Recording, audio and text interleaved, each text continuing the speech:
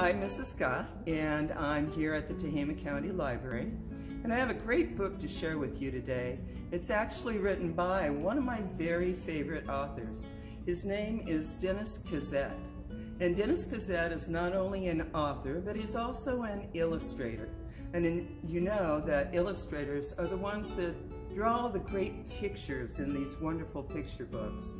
Well, Dennis Kazet wrote and illustrated this one, and actually I had the opportunity to meet this author, Dennis Kazet, when I was the librarian at Mateer School. He was one of our visiting authors. He has a great sense of humor, and I'm sure you'll enjoy this book. This is one of his newest books, and I'm sure it was not available when he came to Mateer School all those years ago. So here's the story of Bob and Tom. I don't know which one is which. They look pretty alike, don't they? What's Bob and/or Tom doing here? He's making bunny ears, isn't he? Let's see what happens with these two crazy turkeys. 6:45 a.m. Bob and Tom sat in the farmer's yard. The sky was dark and stormy. "I guess the sun isn't coming today," said Tom. "No," said Bob. "Rain's coming." Tom agreed. "Yep." It rained. "It's wet," Tom noticed. "It's the water," Bob explained. Bob jumped up. "We need to find some dry spots." Tom jumped up. "Where?" "Anywhere!" Tom looked down. He saw two dry spots. "There," he said, "dry spots. One for you and one for me." Bob and Tom sat down. The rain stopped. The sun came out. "So," said Tom, "what do you want to do today?" 10:19 a.m. Tom pecked at some corn. Bob stared at Tom. Tom stopped pecking. "What's the matter?" "Nothing," Bob shrugged. "I was just thinking." "About what?" "Your head." "Is it gone?" Tom asked. "No," said Bob. "I was just wondering if there was anything up there. You know, on the inside. There must be something in there." "Really? How do you know?" "I'll look," said Tom. He closed his eyes. He looked in toward the middle, and it's dark in there. "I can't see anything." "I knew it," Bob gasped. "It's empty." "No wonder I have to think of everything. You don't even need a head." "Don't be silly," said Tom. "If I didn't have a head, I wouldn't have a place to put a hat." "How true," said Bob. "I should have thought of that." 2:33 p.m. Tom and Bob walked down the dirt road. The sun was hot, the air was muggy, and they saw the farmer's grandchildren swimming in the pond. "That looks like fun," said Tom. "Let's jump in and cool off." "What?" Bob cried. "Jump in? Do you want to sink?" Tom watched the children swimming in the pond. "They're not sinking." "Well, of course not," Bob declared. "They're wearing suits that swim." "Suits that swim?" Bob sighed. "Why do you think they're called swimming suits?" "Oh," Tom muttered. "I didn't know." Bob shook his head sadly. "I have to think of everything," he complained. Tom pointed at the farmer's house. "I saw a suit that swims hanging on the farmer's clothesline."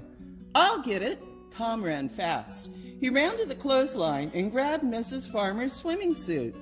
He ran back so fast he crashed into Bob, and they fell into the pond. "Help!" Bob cried. "Help! Help! We're not wearing suits that swim." Tom saw Mrs. Farmer's swimming suit. "There!" he yelled. "I see it. It broke into two pieces, a part for you and a part for me. Put it on before we sink." "Phew!" Bob wheezed. That was close. No kidding, said Tom. 5:15 p.m. Tom and Bob picked some peas in the farmer's garden. Bob stopped picking peas and looked sad. What's the matter? Tom asked. My name, said Bob. I had it just a minute ago, and now it's gone. Where did you leave it? Bob tried to remember. I don't know. What did it look like? Well, it was small like yours, Bob sniffed, and it had a round thing in the middle. Like mine? I don't remember. Don't you? No, said Tom. I must have left mine with yours. Tom and Bob looked in the potato patch. They looked under the farmer's beehives. They could not find their names. Maybe they were stolen, Bob suggested. Ask the cow, said Bob. Ask her if she's seen our names. Excuse me, said Tom. Have you seen anyone with names that don't belong to them? What did they look like? Asked the cow. They were small, Tom explained, and they had a round thing in the middle, like a donut. What kind of donut? Plain, glazed, jelly, or old-fashioned? Any sprinkles? I forgot, said Bob. Nope, said the cow. Sorry.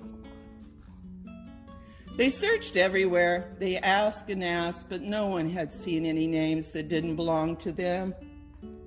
Look, they asked the possums. They asked a worm, caterpillar. They even asked the cat, a sheep. Look, they're using a metal detector to try and find their names. The two turkeys crossed the road and plopped down in the shade of an old oak tree. How sad, Bob moaned. When we had names, we were somebodies. But now our names are gone and we're nobodies. We must be somebodies, said Tom. I can see you. Do you see me? Of course, Bob said, but who are you? And who am I talking to? Without a name, I can't see the who in you. Maybe we need new names, Tom suggested. Something to put back the who. Like what? Well, said Tom, I could call you Bob. Oh, Bob cried. That's a wonderful name. Yes, said Tom, and it has a donut in the middle. And I can call you Tom, said Bob. That name has a donut in the middle, too. Plain or glazed? Tom asked. Plain, said Bob. Mine is glazed.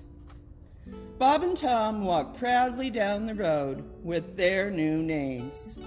7:14 p.m.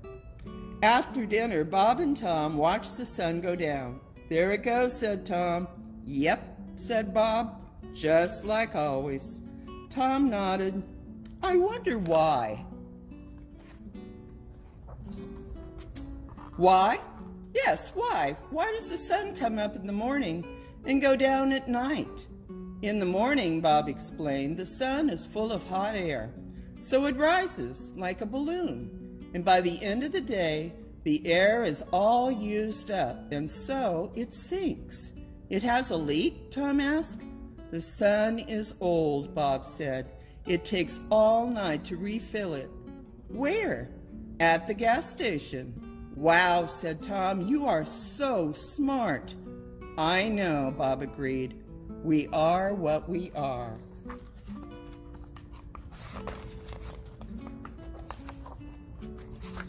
I know something too, said Tom. Really? Yep. I know what we're going to do today. At last, Bob remarked. What? Sleep. Oh, right, Bob agreed. So, what do you want to do tomorrow? What do you think? Did you enjoy that story? Aren't Bob and Tom funny?